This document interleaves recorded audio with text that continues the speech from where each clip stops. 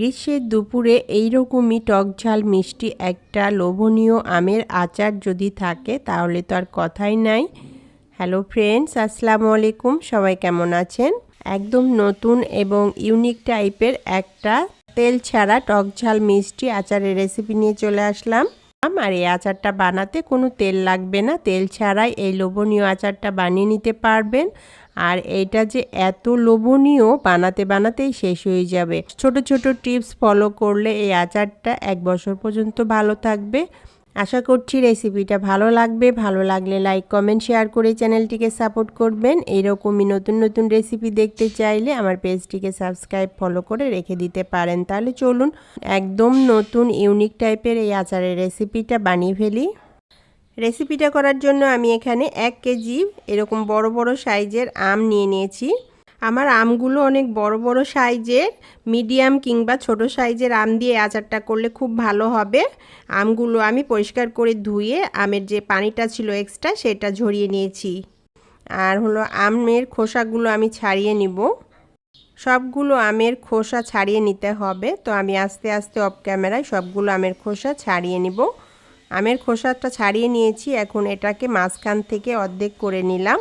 এরপর ভেতরের যে হলো আটি আছে, আটিটা ফেলে দিলাম। দিয়ে এই রকমই আস্তে আস্তে থাকবে আমগুলো। এখন আমি এটাকে একদম জিরিজিরি করে ওপরে যে আমের অংশটা আছে এটা কেটে নিব। আর হলো এটা কিন্তু একদম পুরাটা কাটবো না, 2 সাইডে একটু আটকানো থাকবে এবং মাঝখানে একটু আটকানো থাকবে। ওপরের অংশটা শুধু এরকম জিরিজিরি করে কেটে নিব।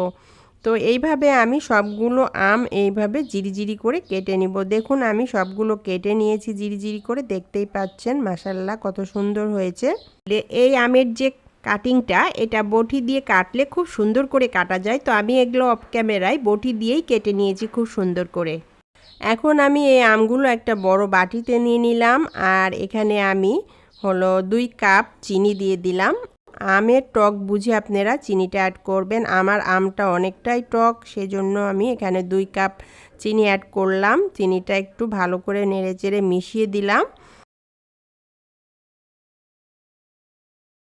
আর এখানে আমি হাফ কাপ ভিনেগার দিয়ে দিলাম। ভিনেগার দিয়ে তারপর এটাকে খুব ভালোভাবে আরও নেড়েচেড়ে মিশিয়ে নিয়ে এটাকে কিন্তু আমি হলো সারা রাত্রের জন্য রেস্টে রেখে দিব। আপনারা যদি সময় না থাকে তাহলে পরে 2-3 ঘন্টা রেস্টে রাখলেও হবে। তবে চিনিটা গলে যাওয়া পর্যন্ত অপেক্ষা করতে হবে, তারপর এইটা আচারটা বানাতে পারবেন। তবে সারা রাত রেস্টে রাখলে পারে খুব সুন্দরভাবে এই আমগুলো হলো চিনির সাথে মিশে যাবে। আর এভাবে রেস্টে রেখে যদি আচারটা বানান তাহলে এটা রান্না করতে গেলে এই আচারের যে জিরিজিরি অংশগুলো কেটে ফেলেছি সেগুলো ভেঙে যাবে না, খসে যাবে না, একদম আস্ত আস্ত থাকবে। ভালোভাবে মিশিয়ে নিয়ে এটাকে আমি ঢাকনা দিয়ে ঢেকে সারা রাতের জন্য রেস্টে রেখে দিলাম। সকালবেলায় আমি আপনাদের দেখাই, দেখুন একদম চিনিটা গলে একদম মিশে গেছে। আর আমটাও খুব ভালোভাবে এটা ম্যারিনেট হয়ে গেছে। এখন আমি যে পাতিলা রান্না করব সেই পাতিলায় দিয়ে দিলাম। দিয়ে বলক তুলে নিব খুব ভালো করে। খুব সুন্দরভাবে চিনির পানিটা বলক চলে আসলে এখানে আমি হাফ চামচ লবণ দিয়ে দিলাম, হাফ চামচ মরিচের গুঁড়ো দিয়ে দিলাম, হাফ চামচ হলুদের গুঁড়ো দিলাম, মরিচটা দিলাম একটু ঝাল ঝাল করার জন্য, আর হলুদটা দিলাম সুন্দর একটা কালার আসার জন্য। তারপর দিয়ে নেড়ে চেড়ে এটাকে মিশিয়ে এটাকে রান্না করব। আর চুলার আঁচটা মিডিয়াম টু লো ফ্লেমে রেখেই রান্না করতে হবে।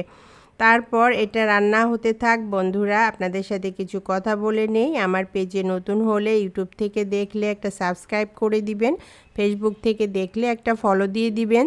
যেসব বন্ধুরা আগে থেকে সাবস্ক্রাইব, ফলো দিয়ে রেখেছেন তাদেরকে অসংখ্য ধন্যবাদ এভাবে সাপোর্ট করার জন্য, পাশে থাকার জন্য। বেশি বেশি করে শেয়ার করুন ফ্রেন্ডস ফ্যামিলির সাথে, কমেন্টস করে জানান রেসিপিটি আপনার কাছে কেমন লেগেছে। ভালো লাগলে প্লিজ প্লিজ একটা লাইক দিয়ে যাবেন। আচারটা অন্য চুলায় শিফট করে দিয়ে ওখানে চুলার আঁচ কমিয়ে দিয়ে এটা রান্না হতে থাক। এদিকে আমি একটা মশলা রেডি করে নিব আচারের।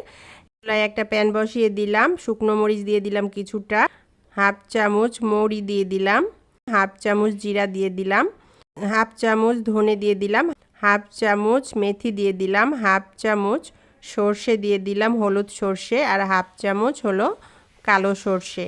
এটা নেড়ে চেড়ে চুলার আঁচ লো আছে রেখে একদম মচমচে ক্রিস্পি করে ভেজে নিব। এটা ভেজে নেওয়া হয়ে গেছে। এখন এটাকে আমি হলো ব্লেন্ডারে জারে নিয়ে গুঁড়া করে নিব। আপনারা চাইলে পারে কিন্তু শিলপাটাতেও গুঁড়া করে নিতে পারেন। তো এটা গুঁড়া করে আমি সাইডে রেখে দিব।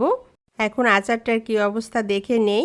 আচারটা আমি রান্না করতে করতে টেস্ট করে দেখলাম, সাংঘাতিক টক আমের আচারটা হয়েছে। তো আমি এখানে আরও 1 কাপ চিনি দিয়ে দিলাম, দিয়ে নেড়ে চেড়ে এটার সাথে আরও কিছুক্ষণ রান্না করব। এটাকে খুব ভালোভাবে চিনিটা গলে গিয়ে আমের মধ্যে যেন এই শিরাটা খুব ভালোভাবে ঢুকে যায়। আর এই সময় চুলার আঁচ লো আঁচে রেখেই রান্না করতে হবে। আর এটা নেড়ে দেওয়ার সময় খুব সাবধানে নেড়ে দিতে হবে, যেহেতু জিরিজিরি করে কেটেছি এটা খসে যাবে, ভেঙে যাবে।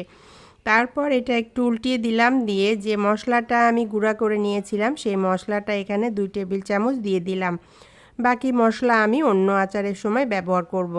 তারপর এটা দিয়ে আস্তে আস্তে নেড়ে নেড়ে এটাকে মশলাটা এটার সাথে খুব ভালোভাবে মিশিয়ে দিব। আর এই সময় নাড়তে হলে খুব সাবধানে নাড়তে হবে। তো আমি এটাকে না নেড়ে একটু প্যানটা ধরে দুই দিক থেকে খুব ভালোভাবে ঝাঁকিয়ে দিলাম, দিয়ে যেন মশলাটা খুব ভালোভাবে এই আচারের মধ্যে বা আমের মধ্যে ঢুকে যায়। তো চুলার আঁচ লো আঁচে রেখে এটাকে আরও কিছুক্ষণ রান্না করতে হবে, যেন মশলাটা আচারে খুব ভালোভাবে ঢুকে যায়। তো আস্তে আস্তে করে আমি আবার একটু উল্টিয়ে দিলাম, দিয়ে আরও কতক্ষণ এটাকে রান্না করে নিব।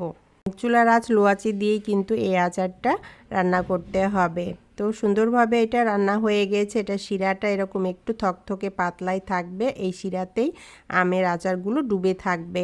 তারপর চুলাটা বন্ধ করে দিলাম, দিয়ে এটা কিছুটা ঠান্ডা হলে আমি একটা প্লেটে পরিবেশন করে দিলাম। এই আচারটা কিন্তু রান্না করেই সাথে সাথে খাওয়া যাবে, এতটা লোভনীয়। আর এটা রান্না করতে করতে একদম নরম সফট হয়ে যায়, এটা ভিজে থাকার কোনো প্রয়োজন নেই। তারপরও এটা বয়মে রাখলে বয়মের মধ্যে দিয়ে এই শিরাটা ওপর থেকে দিয়ে দিলে এটা একদম ডুবে থাকবে। আর যেহেতু এটাতে ভিনেগার ইউজ করেছি, তো এটা 1 বছর পর্যন্ত ভালো থাকবে, একটু নষ্ট হবে না।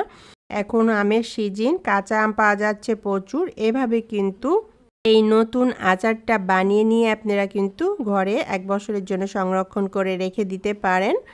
আর একবার ট্রাই করে দেখবেন, আশা করছি খুবই ভালো লাগবে। ভালো লাগলে লাইক কমেন্ট শেয়ার করে চ্যানেলটিকে সাপোর্ট করবেন, পাশেই থাকবেন। এই তাপদাহ গরমের মধ্যে সবাই ভালো থাকুন, সুস্থ থাকুন। আবার দেখা হবে এইরকমই নতুন কোনো রেসিপির সাথে। আল্লাহ হাফিজ।